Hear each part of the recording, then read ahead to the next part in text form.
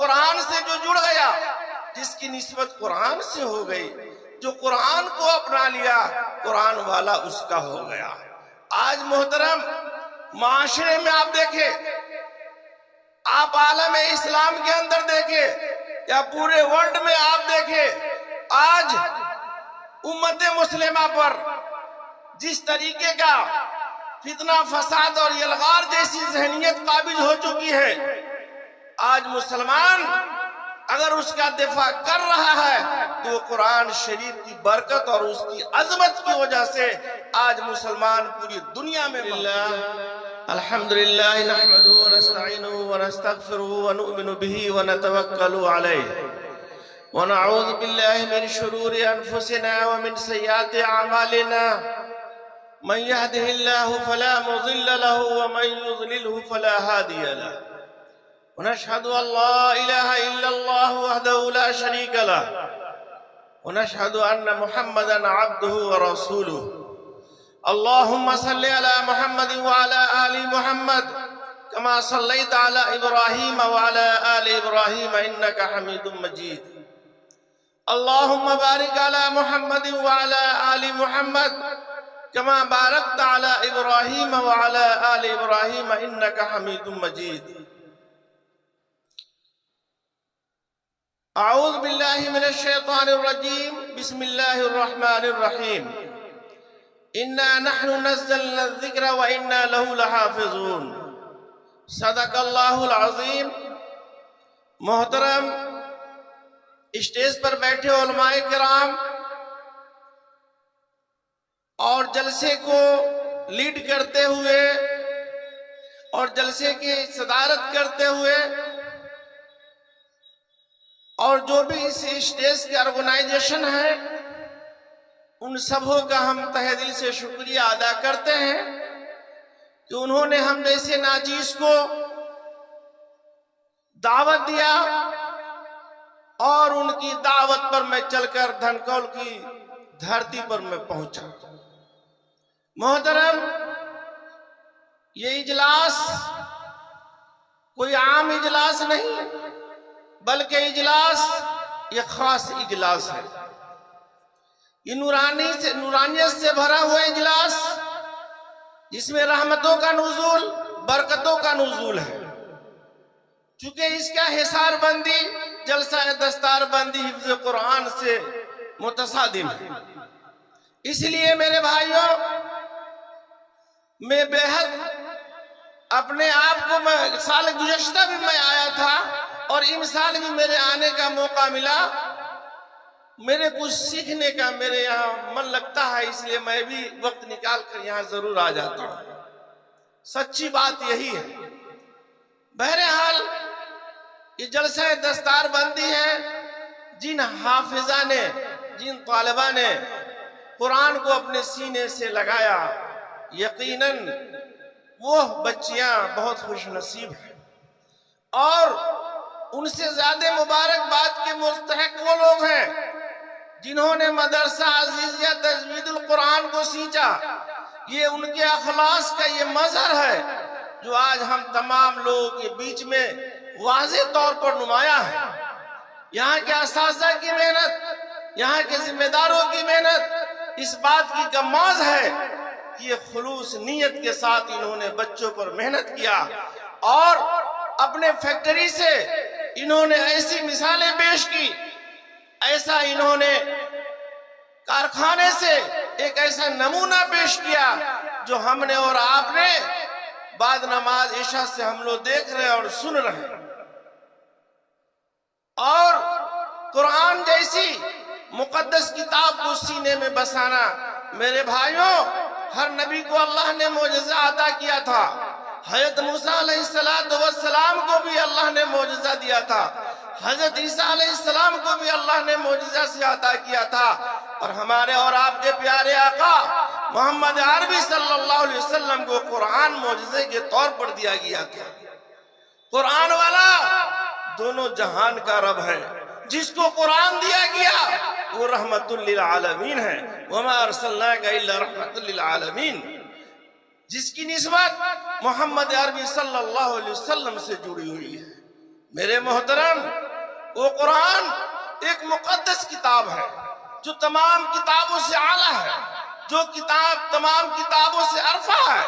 جس کو ہولی دس بک کہا گیا، ایک مقدس اور پوتر کتاب کا نام دیا گیا، جو دنیا میں سب سے زیادہ پڑھنے والی اگر کوئی کتاب ہے تو قرآن شریف جیسی کتاب ہے۔ اس لیے میرے محترم، آج جن بچیوں نے اپنے سینے میں قرآن کو بسایا ہے وہ مبارکباد کے مستحق ہے، اور قرآن سے جو جڑ گیا، جس کی نسبت قرآن سے ہو گئی، جو قرآن کو اپنا لیا، قرآن والا اس کا ہو گیا۔ آج محترم، معاشرے میں آپ دیکھیں، آپ عالم اسلام کے اندر دیکھیں یا پورے ورلڈ میں آپ دیکھیں، آج امت مسلمہ پر جس طریقے کا فتنہ فساد اور یلغار جیسی ذہنیت قابض ہو چکی ہے، آج مسلمان اگر اس کا دفاع کر رہا ہے تو قرآن شریف کی برکت اور اس کی عظمت کی وجہ سے آج مسلمان پوری دنیا میں محفوظ ہے۔ وہ قرآن کی برکت ہے، وہ قرآن کی عظمت ہے، جو قرآن ایک دوسرے سے مساوات کا سبق دیتا ہے، اور وہ قرآن ایک دوسرے کو انسانیت کا درس دیتا ہے۔ آج مسلمان مفلسی کے حالت میں ہے، باوجود کہ اس کی زبان میں طاقتیں ہیں، لیکن یلغاری طاقتوں نے، یہ فرعونیت ذہن رکھنے والوں نے مسلمانوں کو اتنا تنگ اور پریشان کیا کہ مسلمان مسجد کے اندر قرآن کی تلاوت کر کے اس کی بڑی بڑی مصیبتوں کو، اس کے بڑے کارناموں کو، اس کے بڑے سے بڑے فتنہ اور فساد کو مسلمانوں نے اپنے قرآن کے دم پر اس کو دفاع کیا ہے۔ یہ قرآن کوئی معمولی کتاب نہیں، قرآن ایک لفظ نہیں، ایک کوئی لفظ کا مجموعہ نہیں، بلکہ وہ انسانیت کے لیے ایک راہ ہے، ہدایت کا ایک راستہ ہے، وہ ایک چشم و چراغ ہے، وہ ایک کھلی ہوئی کتاب اور ایک داستان ہے جو انسانوں کو ہدایت کے راستے پر لانے والی اگر کوئی کتاب دنیا کے اندر موجود ہے تو وہ قرآن شریف ہے میرے بھائی۔ اس لیے قرآن شریف کا اہتمام ہونا چاہیے۔ قرآن کو جو پڑھے گا اللہ پاک قیامت کے دن اس کی سفارش کرے گا۔ آج برا نہیں مانیں گے، آج کی ہماری نوجوان نسلیں، یہ تو مدرسہ سے علماء نے محنت کر کے حافظہ کو پیدا کیا، حافظوں کو پیدا کیا، ہمارا اور ان علماء کا یہ ذمہ داری اور یہ کام ہے۔ لیکن میں ان نوجوانوں سے کہنا چاہتا ہوں جن کے ہاتھوں میں راتوں دن موبائل ہوا کرتا ہے، قرآن پڑھنے کی توفیق نہیں ہوتی ہے۔ اس لیے میرے بھائیوں، آپ 24 گھنٹے میں 18 گھنٹہ 16 گھنٹہ آپ موبائل کے انسٹاگرام پر لگے رہتے ہیں، لیکن آپ کو قرآن پڑھنے کی توفیق نہیں ہوتی ہے۔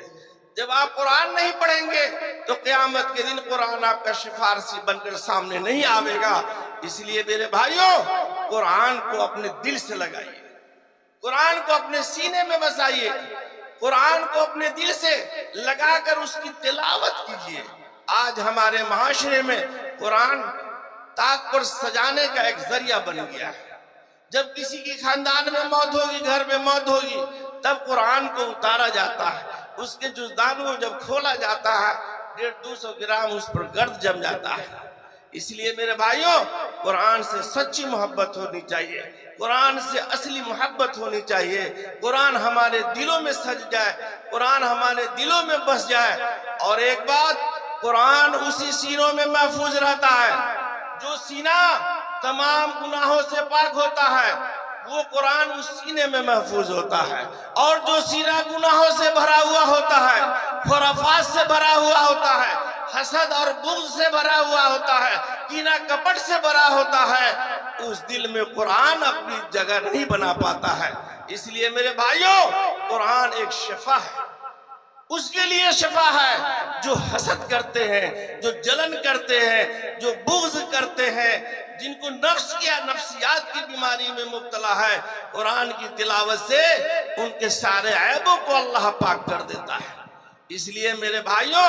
قرآن کو اپنے سینے سے لگا کر اور قرآن کو پڑھنے کا ایک مزاج ہمارے بیچ میں ہونا چاہیے، جس کو ہم نے اور آپ نے فراموش کر دیا ہے۔ اور میرے محترم انہی باتوں کے ساتھ پھر سے ہم مدرسہ عزیزیہ تجوید قرآن کے مجلس منتظمہ اور جو ذمہ داران ہیں جنہوں نے جلسے کو انعقاد کیا اور انہوں نے اپنے بچے کو پیش کیا، یقیناً وہ مبارکباد کے مستحق ہے۔ ہم دعا کرتے ہیں کہ اللہ پاک اس مدرسے کو مزید ترقی عطا فرمائے۔ آمین وما علینا الا البلاغ۔